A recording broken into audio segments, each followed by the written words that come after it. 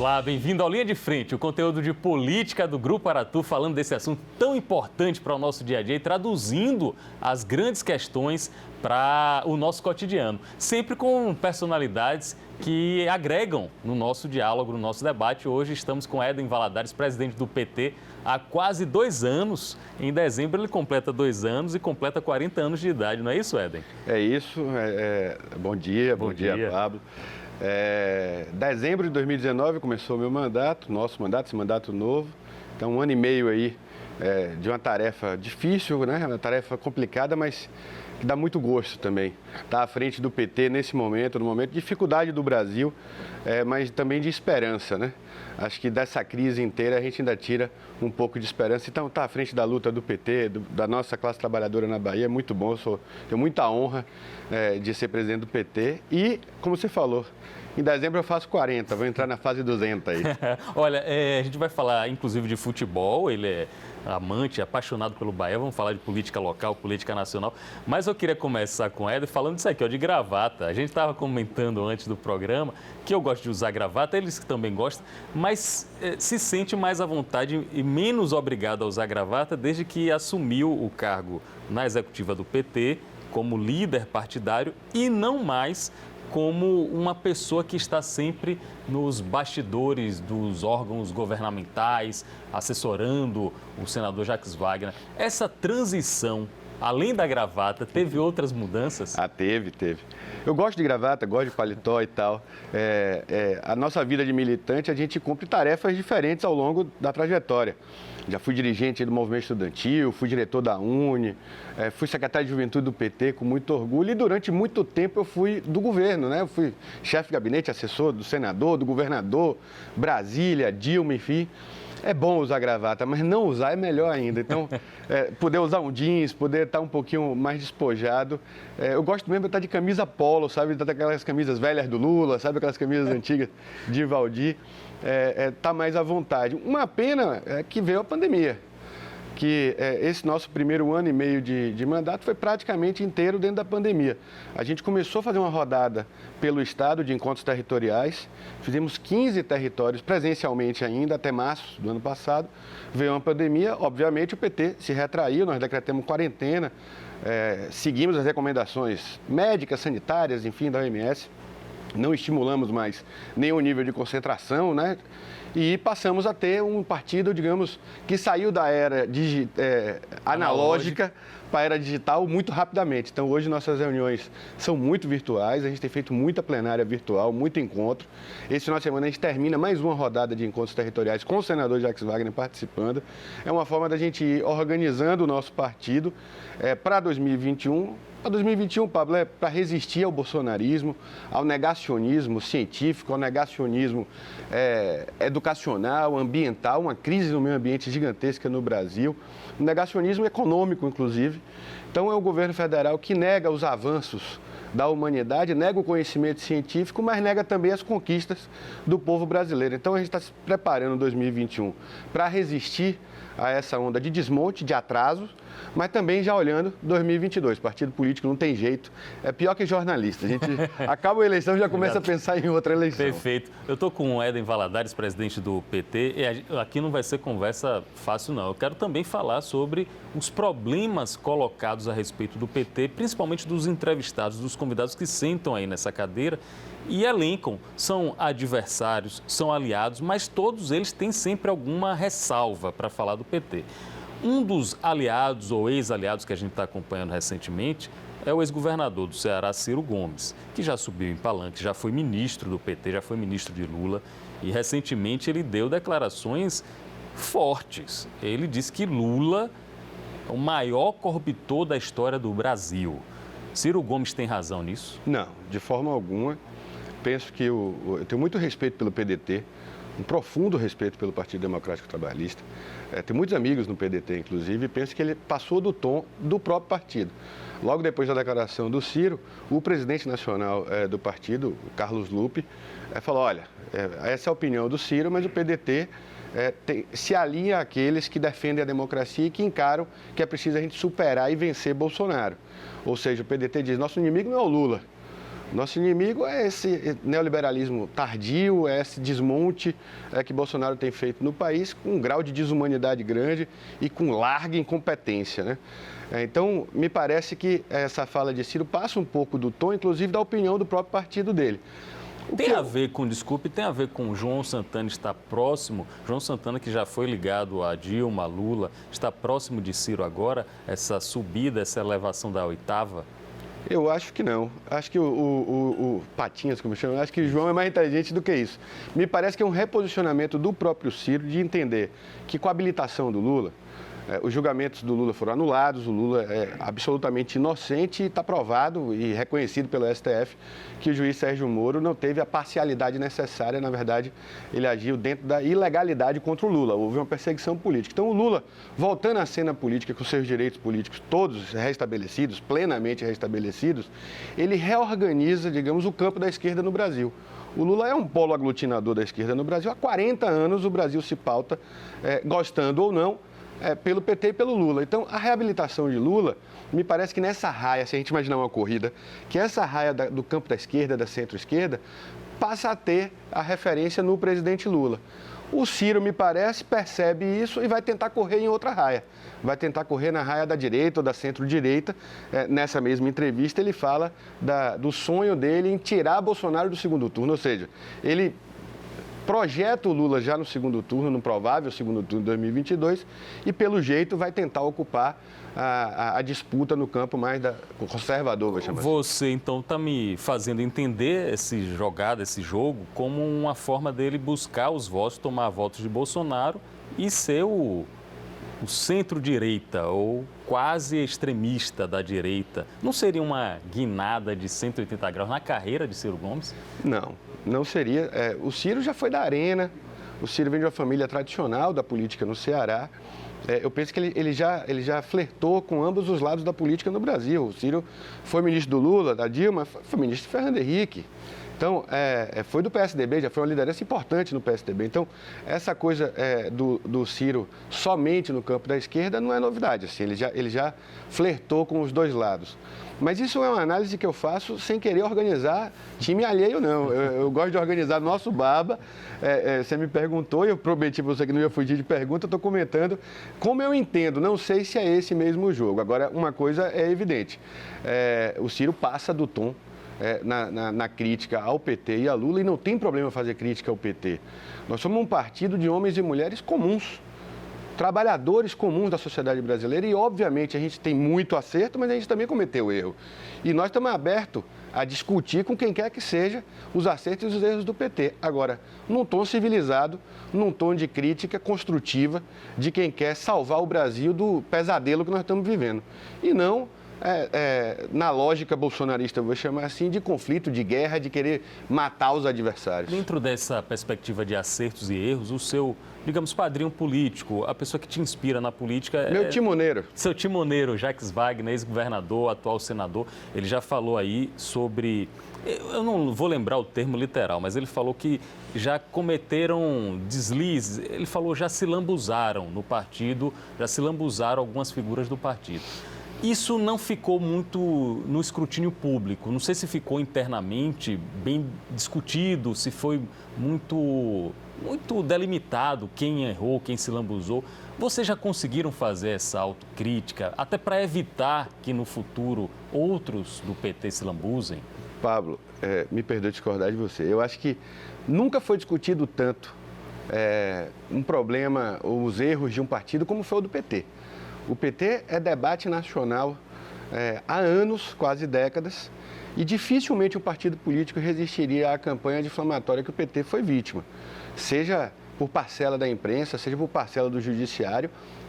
Eu vou falar em bom português, foi muitos anos de porrada. Ser militante do PT durante alguns anos, os anos mais recentes, desde o golpe na presidenta Dilma, era muito difícil. Chegaram a dizer que o PT acabou, o próprio Reinaldo Azevedo, que agora... Decretar o fim do PT é frequente, né? É um capítulo que se renova. Sempre se renova. Exigir nossa autocrítica e decretar o fim do PT. O PT não acabou, ao contrário. Nós costumamos dizer que quem acha que vai enterrar o PT se esquece de que a luta popular no Brasil, de que a luta dos trabalhadores, ela é semente, toda vez que você enterra, ela nasce de novo. Ela renasce e renasce mais forte.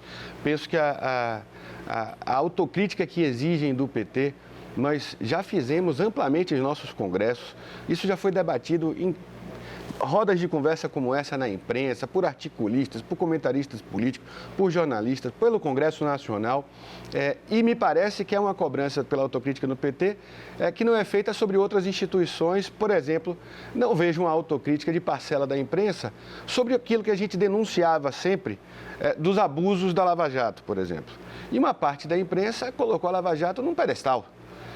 E nós denunciamos isso ao Brasil e ao mundo. Isso foi se revelando também pelo papel da imprensa, o Intercept, a Folha e tal, a Vaza Jato, como se chama, e foi reconhecido pela Justiça. Houve, sim, um conluio entre parcela do Ministério Público e do Judiciário para perseguir o PT. Repare, eu não estou dizendo, só para concluir, me perdoe, eu não estou dizendo que não cometemos erro. Obviamente cometemos erro e vários dos nossos estão respondendo a processo, pagando suas penas, cumprindo o seu dever com a sociedade. Agora, querer transformar o Lula no corruptor maior do Brasil, aí é pesado demais. A frase de Ciro Gomes, para a gente ser até bem claro para o público em geral que está assistindo aqui, pelas redes sociais, pela TV Aratu, a Vaza Jato hoje, na sua opinião, é caso de cadeia? Por exemplo, Sérgio Moro hoje teria que responder criminalmente pelas coisas em que ele é acusado? Não sou jurista. Na minha opinião, sim. Na minha opinião, pelo crime de perseguição ao Lula, o juiz não pode orientar a acusação a fazer o que fez. Foram 580 dias preso injustamente, ilegalmente o presidente Lula ficou preso. Quem vai devolver esses 580 dias para o Lula? E o que é pior, quem vai devolver a possibilidade de candidatura do Lula como ele foi impedido em 2018? Em 2022, o povo brasileiro vai ter a chance de poder escolher ou não o PT. Mas em 2018 ele não teve a chance. A gente teve a candidatura do Haddad, mas o Lula foi impedido ilegalmente de participar. É um golpe na democracia brasileira. O afastamento da Dilma do jeito que foi feito já era um golpe na democracia e o impedimento do Lula um golpe ainda maior. Aí que tá, Pablo, quando a gente faz atalho na democracia, a gente produz monstro. Eleição a gente perde e ganha. O PT já perdeu várias eleições nacionais. E nós sempre respeitamos o resultado do jogo. E se a população nos colocou na oposição, nós vamos cumprir o nosso papel de oposição. Se nos colocar no governo, nós vamos governar para todos, como a gente sempre fez. A última eleição no Brasil não foi assim. Era o vale tudo. O vale tudo de passar por cima das leis, passar por cima da Constituição e impedir o líder das pesquisas, que era o Lula, de disputar a eleição. Nasce disso esse projeto aí, de ultradireita, autoritário, violento, como é o projeto do atual presidente da República. Infelizmente, a democracia perdeu, não foi só o PT que perdeu. A democracia brasileira andou para trás. 2022 está logo ali, vocês estão se articulando, e o que chama a atenção é que o senador Jacques Wagner, da última vez, inclusive, que a gente conversou aqui na entrevista, para mim, me pareceu muito claro que ele não estava mais no afã de ser executivo. Ele já tinha cumprido 2 mandatos de governador e estaria preparando uma nova cara do PT, uma renovação. E, por outro lado, agora ele é o pré-candidato. Inclusive, eu soube que já está vacinado em segunda dose e está empolgado com a candidatura, com a campanha. Isso aí não mostra como o PT tem uma dificuldade, talvez, de novos quadros, de novas figuras tão relevantes quanto Jacques Wagner? É difícil substituir o Lula, é difícil substituir Wagner. Eu penso que a gente iniciou um processo de renovação. O governador Rui Costa é uma renovação política. Aliás, o governo do PT é um governo novo na Bahia. O que é que eu chamo de governo novo? Nós inauguramos um período novo na Bahia, um período de liberdade, um período de imprensa livre, sem pressão no Tribunal de Justiça, de respeito aos adversários e, sobretudo, de combinar desenvolvimento econômico com justiça social, com a busca da igualdade social. Não é pouca coisa, Paulo, que a gente fez ao longo desses 15 anos. Me perdoe falar sem modéstia. Há uma Bahia antes e uma Bahia depois do PT. Os novos hospitais, as policlínicas, as estradas, aqui na região metropolitana, o metrô de Salvador, o VLT, as intervenções urbanas aqui na nossa capital e em todo o estado. Então, nós temos certeza de que é uma novidade política, apesar de estar há 15 anos no governo, é um jeito novo de fazer política na Bahia. Em termos geracionais, o governador Rui Costa já é também uma outra geração, não é a mesma geração do senador Jacques Wagner. Wagner é um entusiasta da renovação, sabe? Ele verdadeiramente é um entusiasta, ele sempre está puxando, gente, ele gosta de dizer que ele já foi flecha muitas vezes, agora ele quer ser arco. E ele busca e sempre buscou isso. Mas tem um limite, digamos assim, da vida real, tem um limite das possibilidades reais. Hoje, Wagner talvez seja o único dirigente político, líder político do nosso grupo que consiga manter a unidade da nossa base aliada, entende? É difícil a gente conseguir que todos os partidos, as forças políticas, os movimentos sociais, as organizações políticas que nos apoiam tenham um denominador comum. Wagner é esse denominador comum. Então, ao tempo em que ele gostaria muito e ele busca essa renovação, nós também estamos fazendo um chamamento para ele. O nosso partido e os nossos aliados estamos fazendo um chamamento. Olha, o ponto de encontro dentro da nossa base é o senhor, é o senador Jacques Wagner, é o ex-governador Jacques Wagner. E para a gente continuar fazendo essa revolução democrática que a gente faz na Bahia e que a gente consiga ajudar ainda mais o presidente Lula a voltar, Pablo, desde 2002 nós temos muito orgulho de ser um dos principais palanques estaduais do PT. Lula, em 2002, deu 2 milhões de votos de frente aqui na Bahia. Isso só veio crescendo com a Dilma, depois agora com a Haddad. Em 2018, a gente deu 4 milhões e meio de votos de frente para a Haddad. E só para lembrar que uma parte do eleitorado nem conhecia o companheiro Haddad direito, né? Era Andrade, Haddad, Radar, enfim. Mas por quê? Porque nós tivemos capacidade política. Primeiro que a gente fez um bom governo que tem muito serviço prestado no Estado. Segundo, que nós tivemos a capacidade política de manter tantos atores diferentes juntos. E muito disso se deve à capacidade de Rui, claro, e à capacidade do senador Jacques Wagner, que é o nosso, digamos assim, timoneiro, como eu falei antes. Nessa curva que você está apontando de frente do segundo colocado, do rival, do adversário, você já está projetando, então, uma frente de Jacques Wagner sobre o pré-candidato ACM-Neto? Vai ser uma vitória fácil, como algumas pessoas estão dizendo? Não tem eleição fácil, na Bahia nunca teve eleição fácil.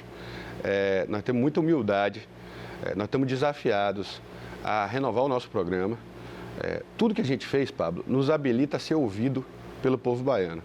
É claro que a sociedade que votou 4 vezes nos governadores do PT e elegeu em primeiro turno 4 vezes os governadores do PT, reconhece o nosso trabalho. Mas pode estar cansada do PT? Tem essa possibilidade na análise de vocês? Não sei se é cansaço, mas nós estamos desafiados a provar que nós podemos fazer muito mais. A gente diz assim, quando você consegue um ingresso para o companheiro, para a companheira entrar na festa, entrou na festa, ela está feliz, passou pela catraca e já está participando da festa. Depois que ela entra, ela quer ir para o camarote. A gente sempre quer mais, a gente sempre quer estar melhor, isso não tem problema nenhum nisso. E nós estamos desafiados a mostrar quais os caminhos que nós ainda podemos avançar na Bahia, dar saltos na Bahia a partir de tudo que a gente fez. Eu penso que nós chegamos ao governo em 2007, havia um atraso muito grande no Estado. Para você ter ideia, a gente só tinha uma universidade federal. Foram os governos do PT, do presidente Lula, da presidenta Dilma, de Wagner e de Rui, que nós trouxemos mais universidades para a Bahia. Hospitais regionais eram muito poucos. Então, na saúde, na educação, na agricultura familiar, nos projetos estruturantes, FIOL, Porto Sul. Então, nós construímos uma base que nos possibilita ousar mais. Aí eu fiquei curioso nisso. Pelo seguinte, você como liderança do PT e como uma pessoa que ouve as bases, que está nas diversas frentes do Estado, você deve ter o dedo no pulso do Estado dizendo o caminho é por aqui, a gente pode avançar nisso aí. Qual seria, então, o caminho de avançar, de atender melhor a população? Primeiro, ouvi-la. Ouvir muito, escutar muito, sabe? Nós iniciamos um processo interno no PT ainda, depois nós vamos convidar os aliados a participar, que chama Núcleo de Estudos de Políticas Públicas. O companheiro Zé Sérgio Gabriel está à frente disso, o companheiro Jonas Paulo, enfim, a companheira Luciana Mandelli, uma série de companheiros estão à frente. Luciana está coordenando isso no PT. Nós estamos fazendo um processo de escuta à nossa militância. Nos encontros territoriais que eu te falei, que ainda virtuais, mas também a academia, mas também a quem está pesquisando nos observatórios, na sociedade civil, nos movimentos sociais, nos movimentos populares.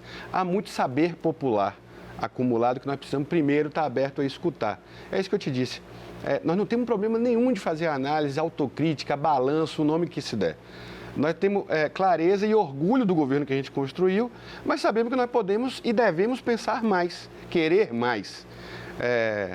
Então, o primeiro passo é escutar muito, é ter humildade para estar escutando cada território, escutando, sabe, cada população, saber o quanto a gente conseguiu avançar e qual é essa nova realidade. A sociedade que o PT foi fundado em 1980 é outra completamente diferente dessa de 2022 que nós vamos enfrentar. E mesmo a sociedade baiana, de quando a gente chegou no governo em 2007, ela também mudou muito agora para 2022. É uma outra classe trabalhadora, é uma outra forma de comunicação entre nós, de socialização. É impossível. Eu fui secretário de juventude do PT e fui coordenador de juventude do governo. Eu dizia à época aos mais velhos, digamos assim, a geração anterior, que a minha geração, ela não pensava em ter um único trabalho. Você lembra? A geração de minha mãe, assim, fez concurso na Petrobras, aí você era petroleira a vida inteira. Vai trabalhar no polo, aí você trabalha no polo. A minha geração já não tinha essa perspectiva. A nova geração, digamos assim, as novas gerações mais novas do que eu, hoje tem dificuldade de pensar em ter carteira assinada, Pablo. Hoje elas são trabalhadoras de aplicativos que você não sabe quem é seu patrão, você não tem direito a 13º, você não tem direito a férias remuneradas. Então, andamos para trás nesse negócio, por exemplo, dos direitos trabalhistas. Então, que sociedade é essa? Nova sociedade que nós temos que organizar. Tudo que a gente fez, insisto, nos habilita muito a ser ouvido. Eu acho que o povo da Bahia tem um carinho muito grande pelo governador Rui, sem dúvida a principal liderança hoje política do Estado. Tem um carinho muito grande pelo presidente Lula e um carinho muito grande por Wagner. Agora, isso nos habilita a ter uma eleição fácil? Não, eu acho que nós somos favoritos. Com o Grupo Unido, nós somos favoritos. Mas eleição é humildade, é ouvir muito, é andar muito pela Bahia e ter a capacidade de esperançar. Eu acho que é isso que o povo baiano e o povo brasileiro querem, por causa do cenário nacional. Eu acho que a gente ainda quer muito. É voltar a ter esperança, é voltar a sonhar em um país mais justo, mais igual. Éden Valadares, jovem liderança do PT aqui na Bahia, conversando frente a frente, no Linha de Frente. Você começou um diálogo, um ponto de inflexão que eu quero utilizar. Com o Grupo Unido, nós somos favoritos. A impressão que eu tenho aqui, olhando de fora, é que o governador Rui Costa, o senador Jacques Wagner, eles estão tipo aquele equilibrador de prato do circo, que o prato tem que ficar rodando, aí ele vai lá e dá uma rodadinha no outro prato para não deixar nenhum prato cair. Estou falando literalmente dos partidos aliados, que são muitos e grandes, influentes, o PSD, o PP, o PSB, PCdoB, vários outros. Reformas de secretariado estão sendo feitas para tentar aglutinar todos eles na mesma frente. Porque tem partido aí que já ameaça mudar de lado, ou lançar candidatura própria. Como é que vai ficar essa chapa? É o grande dilema, né? Quem é que vai ter a vaga de senador? Quem é que vai ter a vaga de vice? Já que o PT já tem a vaga de governador, de candidato a governador. Com muita tranquilidade. Nós oferecemos aos partidos aliados alguém da qualidade de Wagner, por entender que o nosso senador tem essa capacidade de aglutinação. Mas reconhecemos como legítimo todos os outros quereres, eu vou chamar assim. É legítimo que o PSD apresente o nome? É legítimo que o PP, que o PCdoB, que o PSB. São lideranças importantíssimas, como você falou aqui. O senador Otto Alencar, o vice-governador João Leão, a nossa eterna senadora Alice da Mata, a companheira presidenta Alice da Mata. São lideranças políticas importantíssimas na Bahia e legítimas. Nós estamos oferecendo o nome do PT, por entender que ele reúne as condições. Você tem razão, é difícil equilibrar esses pratos e tal, manter todo mundo junto, é difícil. Eu vou lhe responder da seguinte maneira. Eu acho que a gente tem uma liga muito boa que chama Luiz Inácio Lula da Silva. Essa liga ajuda a juntar todo mundo, a deixar todo mundo. Eu penso até que nós podemos ampliar a nossa capacidade. Por quê? Porque o Lula é um polo gravitacional. O Lula já pontua nas pesquisas, em que pese pesquisa a essa altura do campeonato, está muito longe, mas acho que já fica evidente uma saudade do meu ex, sabe? Já fica evidente de que há um governo, de um lado, o governo federal, que de um lado trabalha com desumanidade, não tem empatia pela vida do povo, não tem empatia. 430 mil mortes no país. E o presidente da República vai ontem na imprensa para chamar de idiota aqueles que estão em casa. Repare, quem está em casa para cuidar da própria vida, mas também é um gesto de solidariedade, é a preocupação com o coletivo. Ninguém está em casa porque quer ou porque gosta.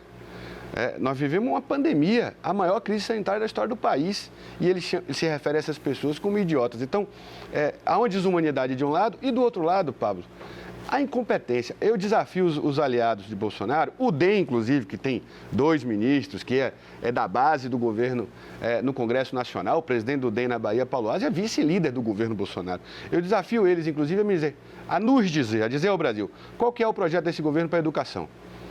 Qual que é o projeto desse governo para a saúde no país? Para a infraestrutura? Para a habitação? Não há. É um governo que parece que só veio para destruir as conquistas. Então, aumenta a saudade do presidente Lula, aumenta a saudade do tempo em que a gente tinha um governo de verdade, que estava preocupado com todos os seus cidadãos, que buscava dar mais cidadania, mais direitos, mais oportunidades e, sobretudo, que a gente vivia um tempo de prosperidade, da gente poder gerar renda para nossas casas, da gente poder, ter emprego. É tudo que a gente quer, tudo que o trabalhador busca. E o sonho do presidente Lula e o que ele construiu nesse país foi isso.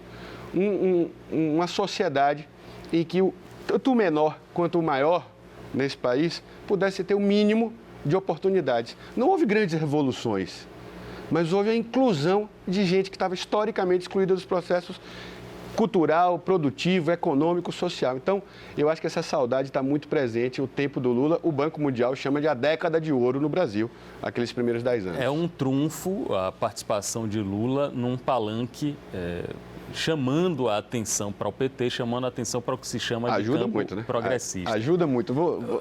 Ajuda muito. Ajuda muito e ajudaria muito, que é provocação, ajudaria muito no outro palanque, no palanque de ACM Neto, ter alguma referência ou até a participação física de Bolsonaro, ajudaria muito a vocês? Eu te falei mais cedo aqui, quando a gente estava conversando, eu não gosto de escalar time adversário. Não sei quem será o candidato de Bolsonaro na Bahia, se vai ser ACM Neto, se vai ser João Roma, Alexandre Aleluia. Enfim, não escala time adversário. O que eu sei há 2 grupos políticos distintos no Estado. Um que é esse nosso, o do PT, que é inspirado no Lula, na defesa da democracia, na defesa do legado de Wagner e de Rui, e há outro campo político que hoje dá sustentação ao presidente Bolsonaro. O ex-prefeito, ele pode tentar pousar de independente, ele pode tentar pousar de distante, mas na prática, o partido dele tem 2 ministros de Estado, tem várias indicações do PFL, do DEM da Bahia, hoje, Funasa, Denox, Codevasf, esses aparelhos de Estado indicados pelo DEM da Bahia, e efetivamente, na prática, ele dá sustentação ao governo Bolsonaro. Se ele vai perder a vergonha sobre esse apoio que ele dá e vai botar Bolsonaro no palanque, eu não sei, se é uma escolha, não é escolha dele. Eu sei que nós botamos uma risca no chão. Bolsonaro está de um lado, nós estamos de outro, nós estamos no projeto do Lula, nós estamos no projeto de Wagner e de Rui. Sem querer falar do time alheio, mas falando como observador político, teve turbulência esses dias aí no DEM. Rodrigo Maia fez críticas a ACM Neto, o próprio Mandetta, que se insinua como candidato a presidente. Se me permite. Fique à vontade. Se beber, não vá para o Twitter, né? Porque... O que foi que houve? Que foi Rodrigo Maia começou a escrever umas coisas lá... Depois apagou. Apagou, né? Depois apagou. Eram amigos. Essa temperatura dentro do DEM, de que forma você está avaliando essa ebulição que está acontecendo? Eu penso assim, o DEM, que tem o presidente nacional, o ex-prefeito de Salvador, ele está cada vez mais bolsonarista. Se você pegar a bancada do DEM no Congresso Nacional, na Câmara e no Senado, hoje na CPI, o senador do DEM é a tropa de choque em defesa de Bolsonaro. Então, a base do DEM está cada vez mais bolsonarista. Aí eu concordo com o que o ex-presidente da Câmara, Rodrigo Maia, falou. Esse viés urbano, civilizado, moderno, que a ACM Neto tentou trazer para o DEM, isso é coisa do passado. O DEM está voltando a ter expressão pública mais tradicional, vou chamar assim. Então, é a bancada ruralista, é a bancada do boi, é a bancada da bala, é a bancada mais conservadora. Então, o partido está cada vez mais conservador. Cabe esse figurino que Neto tentou dar para o seu partido hoje? Dificilmente. Por isso, eles perderam o vice-governador de São Paulo, por isso, eles perderam o prefeito do Rio de Janeiro, por isso, eles perderam o ex-presidente Rodrigo Maia, por isso, eles vão perder muita gente. Aí, ele vive esse dilema. Ele dá apoio ao governo Bolsonaro, mas finge não dar. Tem vergonha disso, não fala disso publicamente, até nega. Mas você repare que ele não faz uma crítica aberta ao presidente, ele raramente cita Bolsonaro, porque ele sabe que o partido dele é a principal sustentação. Eu vejo com muita dificuldade ele não conseguir que o DEM apoie Bolsonaro.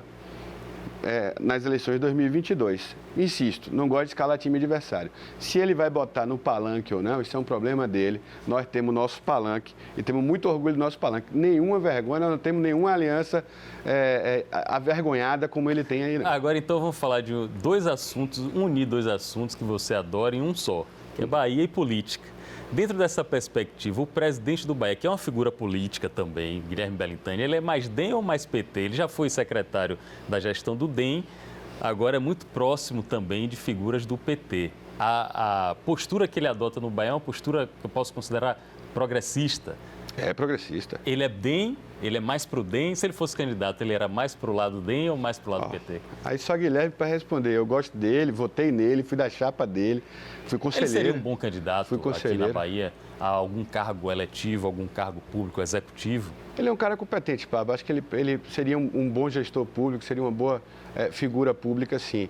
Mas eu penso que isso não está no horizonte dele, não. A tarefa do Bahia é muito difícil. A gente conseguiu agora um título importante, que foi o tetracampeonato da Copa do Nordeste, mas já havia na torcida um sentimento de que estava faltando alguma coisa maior no futebol e que pese todos os elogios são justos e poucos à gestão do Bahia e a esse papel que o Bahia vem cumprindo na sociedade. Com o advento da democracia no Bahia, eu vou chamar assim, né? Com a democratização do Bahia, o nosso clube admite o papel que ele exerce na cultura, na sociedade baiana. É um elemento importantíssimo, uma instituição importantíssima e que ajuda a agregar ou a solidificar, a consolidar valores na sociedade. E o Bahia é vanguarda nisso no Brasil. Valores da democracia, valores do respeito, valores da tolerância. Tudo isso o Bahia tem sim um papel a cumprir.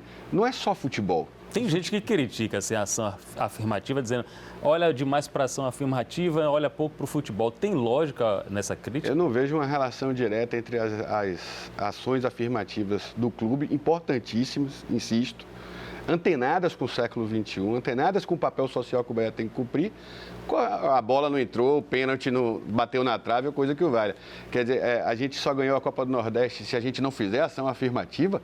Não há uma relação direta. Eu acho que quem usa essa desculpa ou esse argumento, na verdade, é para camuflar um conservadorismo, é para camuflar uma posição política. Qual é a posição política? De, eventualmente, ser contra as pautas que o Bahia tem pautado. A defesa das comunidades indígenas, a defesa da comunidade LGBT, a defesa do papel histórico dos negros e das negras na Bahia. Quem é contra essa pauta tem dificuldade de falar. Quer dizer, o presidente da República fala. Mas alguns, talvez, tenham dificuldade de se posicionar contra, no mérito. Aí inventa uma falsa relação entre bola, entre o campo, entre o futebol e o papel do clube na sociedade. O fato do presidente falar, de verbalizar essas pautas que não são politicamente corretas, ele não consegue aglutinar... O presidente Bolsonaro. O presidente Bolsonaro, presidente da República do Brasil, presidente Bolsonaro. Ele consegue aglutinar esses humores, anseios dos envergonhados, que também podem pensar igual, mas que veem nele a figura catalisadora disso? Certamente. São muitos no Brasil? Certamente. Não sei se são tantos. São mais do que eu gostaria que fosse. Mas há muito preconceito. Nós somos um país marcado pela escravidão, marcado pela discriminação racial. Não é pouco, 300 anos de escravidão no Brasil, o último país do mundo a se livrar dessa chaga. E as consequências dela ainda são vistas a olhos nus hoje. Em qualquer comunidade baiana ou brasileira, ou nos jornais, quem morre mais, Pablo? Quem sofre mais com a miséria e com a pobreza? Os negros, as mulheres, os mais jovens, a comunidade LGBT. Então, é inegável o preconceito, o racismo e as formas de discriminação no Brasil. Tem gente que faz a defesa dessas agendas, vou chamar assim, ou não apoiam a agenda afirmativa, positiva, por entender que pode perder privilégio. Mas eu acho que essa é uma visão tacanha de mundo. E vou dar como exemplo o governo Lula. A inclusão das 40 milhões de pessoas que o presidente Lula e o seu governo conseguiu tirar dos níveis abaixo da pobreza e colocar no mercado consumidor nacional, excluiu alguém? Não. Não é verdade que nós precisamos ser um país para poucos. Nós podemos ser um país de todos. Nós podemos ser um país para muitos. Somos um país muito grande, muito rico, com a diversidade cultural, religiosa, social gigantesca. Esses são potenciais do Brasil e não problemas do Brasil. Então, quanto mais a gente reparar o que foi historicamente feito contra o nosso povo, eu vou chamar assim. E quanto mais a gente der oportunidade, o presidente Lula é a prova disso, vou insistir nele. Nós não temos que crescer o bolo para depois dividir, é dividindo que o bolo cresce. Quanto mais gente puder participar da economia brasileira, dos processos produtivos, educacionais, de produzir conteúdo, sabe, de produzir comunicação, de produzir inteligência, mais ricos, digamos assim, nós seremos enquanto nação. Então, me parece que ele catalisa esses medos. Né? Parece é a soma de todos os medos, é a soma de todas as angústias. Eu penso que essas pessoas poderiam fazer um esforço de ler mais, de conversar mais e entender que não é verdade, ninguém vai perder com a inclusão de quem está fora, não. Cabe todo mundo e nós cresceremos mais com todo mundo participando. Éden Valadares, jovem liderança, presidente do PT na Bahia, vai completar 2 anos no cargo e vai completar 40 anos, ambos no mês de dezembro, agora de 2021. Minha barba não está branca igual a sua, mas... É porque eu estou um pouquinho mais velho. Somos da mesma geração e estou um pouquinho mais cansado também. Éden vai falar também sobre vacinação. Já tomou alguma dose da vacinação, né? Comorbidade, diabetes, é isso? Diabetes. Eu quero saber a opinião dele sobre a vacinação, mas você citou a questão das minorias, falou de mulheres e negros que são as principais vítimas das inúmeras violências que tem no Brasil. Eu quero puxar uma figura, uma mulher negra, que é a Major Denise, candidata a prefeita pelo PT, aqui em Salvador. O que é que vocês estão reservando para a Major Denise e como foi a estreia dela na política partidária nessa campanha? Denise é uma figura, uma liderança política nova, importante. Acho que ela foi muito bem na eleição. E que pese o resultado, não perdemos a eleição, é da vida. Mas assim, o desempenho dela, a desenvoltura dela, a capacidade dela de aglutinar a gente, a simpatia, né? A empatia dela é muito grande. Você bota a Denise numa comunidade ou numa reunião aqui com 3, 4 pessoas, ela encanta todo mundo, ela tem a capacidade de se comunicar muito grande. Tem muito conteúdo. Ela estudou no NEIM, da UFB e tal, tem uma trajetória acadêmica e social importante. E aí, eu não sou senhor do destino dela, né? Nem o PT é. Na verdade, nós temos um convite a ela. Nós entendemos que ela inaugurou uma trajetória política que não deve se encerrar aí. O governador acabou de fazer um convite para ela assumiu a Superintendência de Prevenção da Violência da SSP, está contribuindo com o governo, mas no entender do PT, no entender do partido, ali foi, digamos, a fase 1, mas viram muitas fases ainda na trajetória política da companheira Denise. Então, nós estamos convidando a Major Denise a continuar, a companheira Denise a continuar a sua trajetória política. É muito bem-vinda. Ela está seja resistindo. Candidata estadual, seja candidata federal. Está resistindo de alguma forma? Eu não diria resistência, mas não é uma decisão fácil, né? Ela enfrentou agora essa candidatura, mexe com a família, mexe, né, com a sua vida, a vida profissional dela e tal. É uma mudança muito forte. Nós estamos estimulando, digamos assim. Eu não vejo resistência ainda não. Ela está focada no que o governador pediu, que é a prevenção à violência, enfim, contribuindo com o sistema de segurança pública do Estado. Mas mais lá para abril, quando chegar o tempo que ela vai precisar para ser candidata a sair do governo, nós vamos fazer outras cargas. Mas se mantiver a atual regra, Pablo, nós não vamos ter coligação proporcional. Então, para nós do PT, é uma novidade grande, porque nas últimas décadas a gente sempre fez aliança para deputado federal, deputado estadual. Então, nós estamos desafiados, todos os partidos estão, mas nós também estamos desafiados a montar uma chapa sozinho. Uma chapa grande, importante, uma chapa competitiva, uma chapa que esteja presente em todo o Estado, nos 4 cantos do Estado, nas principais cidades, e que também leve em consideração lideranças que nós vamos ir consolidando para 2024 também. Nós temos uma grande bancada federal com 8 federais e uma grande bancada estadual com 8 estaduais. Esses são os nossos puxadores de voto, eu vou chamar assim. Já são deputados, bancadas aguerridas, eu tenho muito orgulho das 2 bancadas. Mas nós temos a possibilidade nessa eleição, já que a gente já vai ter tanta candidatura, eventualmente de consolidar uma liderança no município ou no outro para acumular para 2024. Além, claro, nós esperamos ampliar nossa votação, ampliar nossa bancada e manter o PT como a principal bancada do governo, tanto no plano federal quanto estadual.